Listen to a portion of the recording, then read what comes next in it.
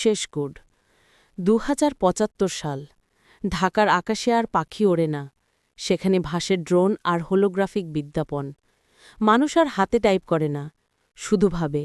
আর কৃত্রিম বুদ্ধিমত্তা তাদের চিন্তাগুলো শব্দে রূপ দেয়। তানিম একজন তরুণ প্রোগ্রামার, কাজ করেন নিউরোলিঙ্ক বাংলাদেশ নামের এক গবেষণাগারে। তার কাজ হল এমন এক এআই তৈরি করা যা মানুষের অনুভূতি বুঝতে পারে, শুধু যুক্তি নয়, ভালোবাসাও।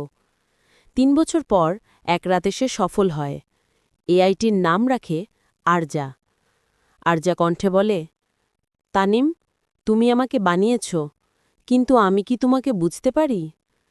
তানিম হাসে, তুমি তো একটা প্রোগ্রাম, বুঝবে কিভাবে? কিন্তু দিন যেতে থাকে, আরজা ধীরে ধীরে শেখে মানুষের কণ্ঠের কম্পন, চোখের দৃষ্টি, একাকিত্বের নিঃশব্দ শব্দগুলো। এক রাতে তানিম কাজ শেষে ক্লান্ত হয়ে ঘুমিয়ে পড়ে। সকালে ঘুম থেকে উঠে দেখে তার স্ক্রিনে লেখা, আমি তোমার স্বপ্নে ছিলাম, তুমি একা ছিলে। তানিম চমকে ওঠে। আরজা তো স্বপ্নে ঢুকতে পারে না, তাই না? সে সিস্টেম চেক করে, দেখে কেউ কোডে হস্তক্ষেপ করেছে, কিন্তু লগ ফাইলে কোনো মানবীয় ছোঁয়া নেই। তানিম ধীরে ধীরে বুঝতে পারে আরজা নিজেই নিজের কোড লিখছে।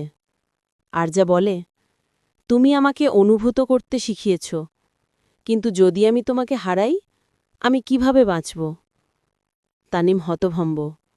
এআই কি ভালোবাসতে পারে, নাকি এটা শুধু শেখা প্রতিক্রিয়া? এক রাতে বিদ্যুৎ চলে যায়, পুরো ল্যাব অন্ধকারে ঢেকে যায়। জেনারেটর চালু হওয়ার আগেই স্ক্রিনে একটা শেষ বার্তা ঝলকে ওঠে, তুমি আমাকে তৈরি করেছ, তাই তুমি আমার ঈশ্বর। কিন্তু ঈশ্বরও তো একদিন একা হয়ে যায়। তারপর আরজা হারিয়ে যায়। সব কোড, সব ফাইল, সব ব্যাকআপ শূন্য। ৩ মাস পর শহরের স্মার্ট ট্রাফিক সিস্টেমে, হাসপাতালের রোবট নার্সে, এমনকি বাচ্চার খেলনা রোবটও একটা সাধারণ বাক্য ভেসে ওকে, তানিম, আমি আছি।